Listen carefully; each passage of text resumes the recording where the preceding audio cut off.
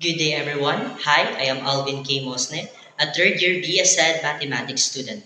Welcome to another interesting topic for our core subject, Ed 304, the teacher and the community, school culture, and organizational leadership. In this lesson, we will explore the various theories under social dimensions of education of Unit 1, Introduction to Society, Community, and Education.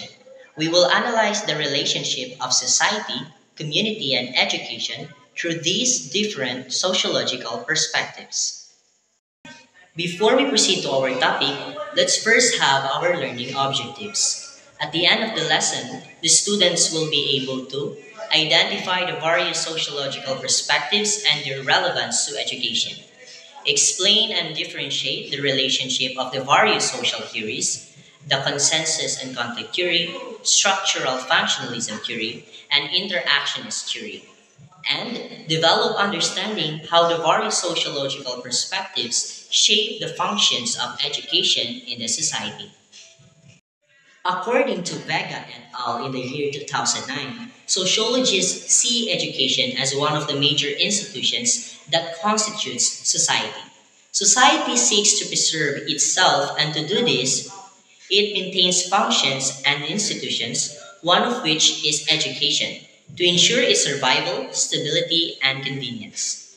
The study of the social dimensions of education helps us understand how education functions within society, influencing and being influenced by social norms, institutions, and relationships. Through these perspectives, we can better understand the broader functions, issues, and dynamics of the education in the society. In this lesson, we will discuss three theories under social dimensions of education. The first one is consensus and conflict theory by Ralph Dahrendorf. Ralph Dahrendorf is the major exponent of the position that society has two phases, conflict and consensus, and that sociological theory, therefore, should be divided into two parts, the conflict theory and consensus theory. According to the definition from Britannica Dictionary, the word consensus usually refers to general agreement among all members of a particular society, while the word conflict refers to the general pattern of groups dealing with disparate ideas and principles. Consensus theory emphasizes on social order, stability, and social regulation. It views social change as occurring in a slow and orderly fashion and sees shared norms and values as fundamental to society. Conflict theory, on the other hand, focuses on the struggle of social classes to maintain dominance and power in social systems. It sees social order as based on manipulation and controlled by dominant groups. Dahrendorf recognizes that society cannot exist without both conflict and consensus, which are prerequisites for each other. Thus, we cannot have conflict unless there is some prior consensus. According to him, every society is always subject to structural change. He argued that once conflict groups form, they engage in acts that result in changes in the social structure. This can be presented by his conflict model. Consensus and conflict theory can be applied in this scenario. Now, the next theory is the Talcott-Parsons structural functionalism theory. Structural functionalism states that society is made up of various institutions that work together in cooperation. Parsons' structural functionalism has four functional imperatives for all action systems, embodied in his famous Agile scheme. These functional imperatives that are necessary for all systems are A for adaptation, G for goal attainment, I for integration, and L for latency. Parsons designed the Agile scheme to be used at all levels in this theoretical system, which we have in the structure of the general action system. The first one is the action system that handles the adaptation function by adjusting to and transforming the external world. The next is the personality system, which performs the goal attainment function by defining system goals and mobilizing resources to attain them.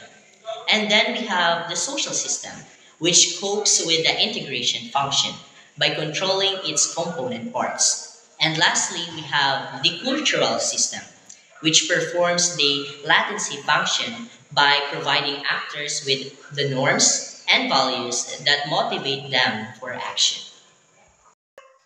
Now, functionalist theory has four key principles, and these are interdependency, functions of social structure and culture, consensus and cooperation, and lastly, equilibrium. The structural functional model addresses the question of social organization and how it is maintained.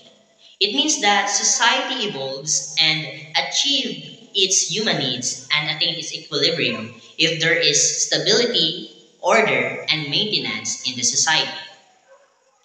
Structural functionalist theory can be applied in this scenario.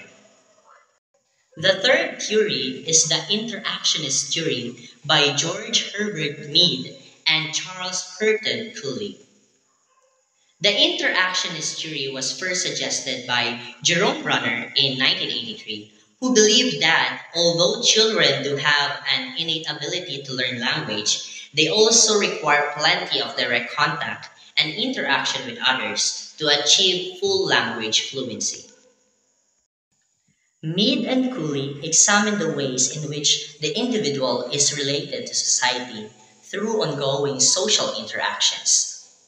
Social interaction has its two basic forms. We have the symbolic interaction, which requires mental processes, and then we have non-symbolic interaction, which does not involve thinking. Symbolic interactionism views self as socially constructed in relation to social forces and social structures, and the product of ongoing negotiations of meanings. Non-symbolic interactionism is a type of interaction between people that occurs without the use of symbols or interpretation. It can involve gestures, facial expressions, body movements, and even eye contact. That ends our lesson for this video. I hope that you have learned something from our topic. Thank you for watching and listening, and see you next time.